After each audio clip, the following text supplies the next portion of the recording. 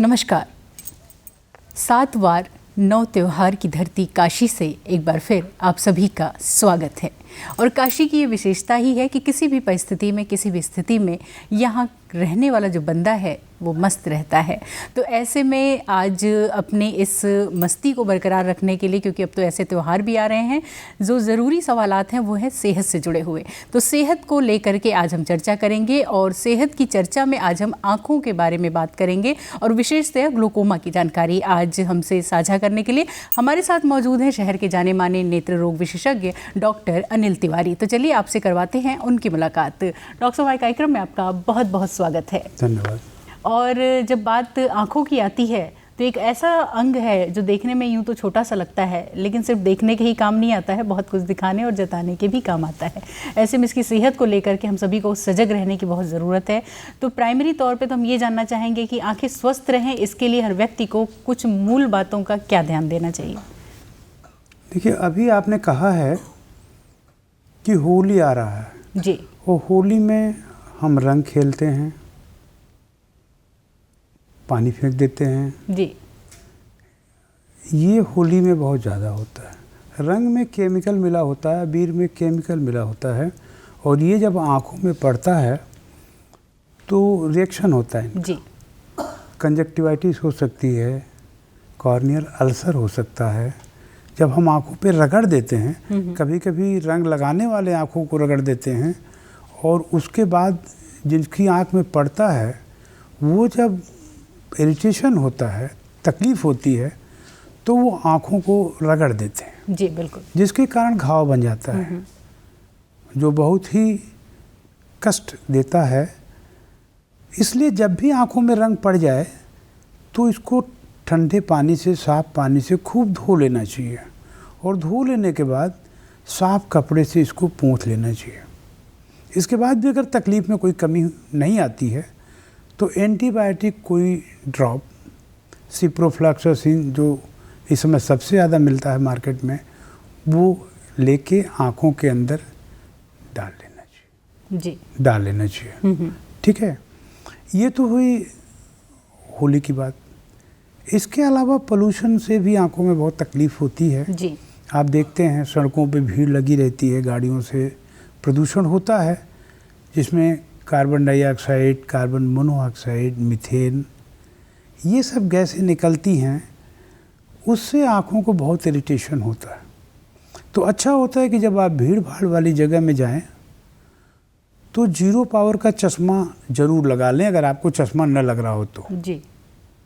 तो 0 पावर का चश्मा लगा लें। शाम को घर पहुँचें तो ठंडे पानी से आप एक बार आँखों को धो लें और साफ कपड़े से आँख को साफ कर लें। ये सावधानियां हैं जो प्रति व्यक्ति को करना चाहिए। बिल्कुल। और जहाँ तक बात आँखों में किसी दवा के प्रयोग की बात होती है तो किसी डॉक्टर से सलाह लेना बहुत ज़रूरी। कभी कभी ये गलती लोग कर बैठते हैं कि किसी केमिस्ट से पूछ करके दवा ले आते हैं और आँखों में डाल लेते हैं और तकलीफ कभी कभी बढ़ जाती है जो है। अब ग्लूकोमा के बारे में जानकारी लेना चाहेंगे डॉक्टर साहब कि सबसे पहला सवाल तो यही है कि ग्लूकोमा है क्या? ग्लूकोमा एक बीमारी है जिसमें कि आँखों की रोशनी क्रमशः धीरे धीरे या कभी कभी तेज़ी से जाती रहती है। जी। आँखों के अंदर एक ऑप्टिक नर्व होती है और इसके हेड को जब भी नुकसान पहुंचता है, आमतौर पे आँखों का जब प्रेशर होता है वो अगर ज़्यादा हो जाता है तो दबाव के कारण वो नर्व हेड जो होता है वो सूखने लगता है और रोशनी कम होने लगती है। इसी को संबलवाई ग्लूकोमा कहते हैं। जी।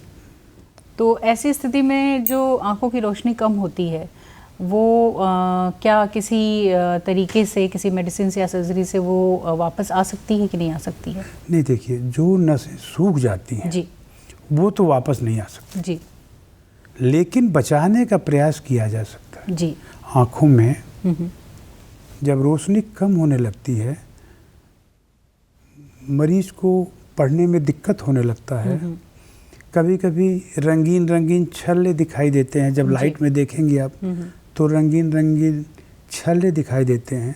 और बहुत से एडवांस केस में जब ज़्यादा दिन का हो जाता है तो दृष्टि का दायरा सिमटने लगता है। जी।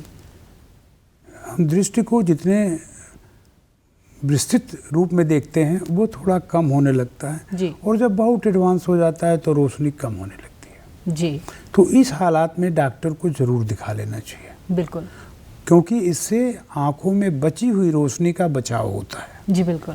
तो इसके लिए तो बहुत ज़रूरी है कि शुरुआत में ही लक्षण को पहचानें और डॉक्टर के पास जाकर के ये अपने इलाज को तय करें जो है। तो शुरुआती लक्षण जो आपने बताया कि रोशनी कम होती है, छल्ले जैसे होते हैं, और इसके अलावा क्या लक्षण हो सकते हैं?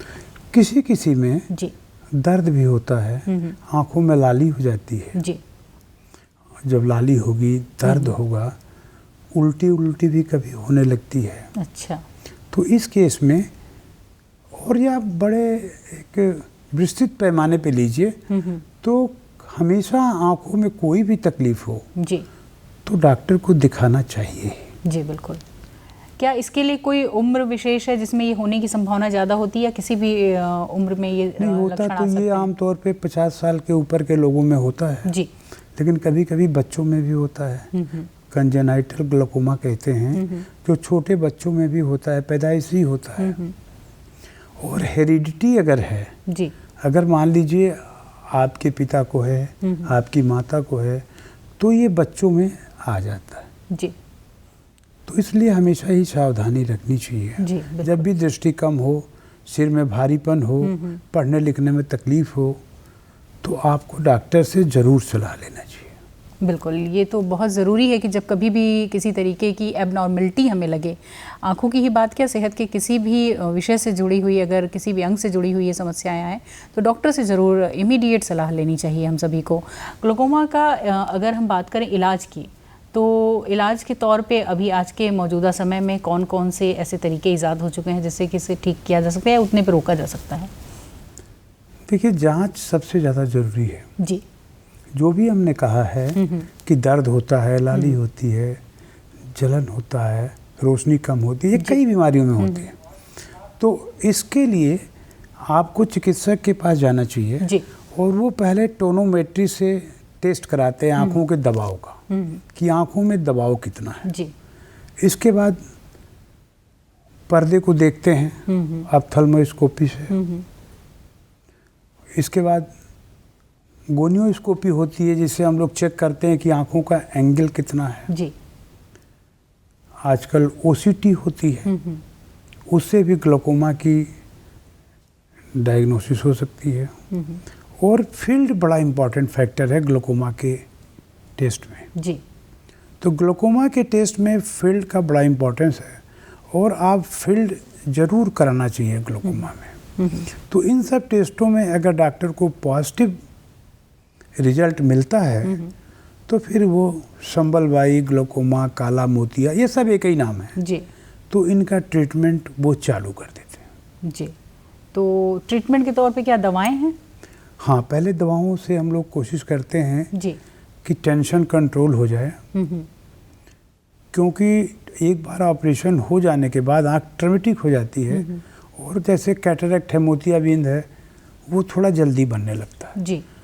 तो एज को देखते हुए हम लोग सोचते हैं कि पहले दवा से ही संबलवाई कंट्रोल हो जाए। जी।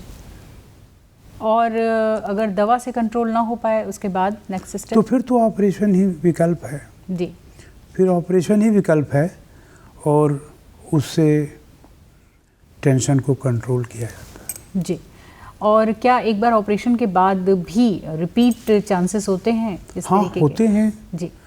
जो ब्लेब बनता है वो भर जाता है, या उसकी फाइब्रोसिस हो जाती है, जी। तो दोबारा ऑपरेशन करना पड़ता है। जी। और ऐसे में बहुत ज़रूरी है कि एहतियात के तौर पे ऐसे जो पेशेंट्स हैं वो डॉक्टर से समय समय पे विजिट करते रहें, कुछ जांच जरूरी कराते रहें। बहुत ज़रूरी है। जी। क्योंकि टेंशन का कंट्रोल होना, जी। ये डिपेंड करता है कि ट्रीटमेंट कौन सा उसको रिस्पॉन्स दे रहा है। जी। कभी कभी एक दवा एक आदमी को काम नहीं करती और दूसरे को काम करती है। जी। तो हमने मान लीजिए आपको एक दवाई दिया, ब्रिमोनिडिन दिया, और वो अगर काम नहीं करती है तो फिर हमको दूसरे दवा पे शिफ्ट होना पड़ता है, और ये सारी बीमारियों के लिए है। जी। डायबिटीज़ में भी क्या एक बीमारी एक दवा काम करती है क्या? ब्लड प्रेशर में एक दवा काम करती है क्या? तो इन सारी बीमारियों के लिए अलग अलग दवाओं का समय समय पर उपयोग किया जाता है। जी। और व्यक्ति में ये डिपेंड होता है कि कौन किसको सूट करता है। जी बिल्कुल। तो क्या कुछ ऐसी भी बीमारियां हैं जो इसको और ज़्यादा प्रोवोक करती हैं, जैसे डायबिटीज़, बीपी? हाँ जी। डायबिटीज़ में भी जरा ग्लूकोमा जल्दी बन जाता है।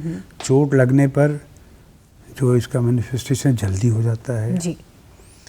जैसे स्टेरॉयड है, स्टेरॉयड के लंबे समय तक जो आजकल विभिन्न बीमारियों में प्रयोग किया जाता है, स्टेरॉयड समझ रही होंगी आप? जी।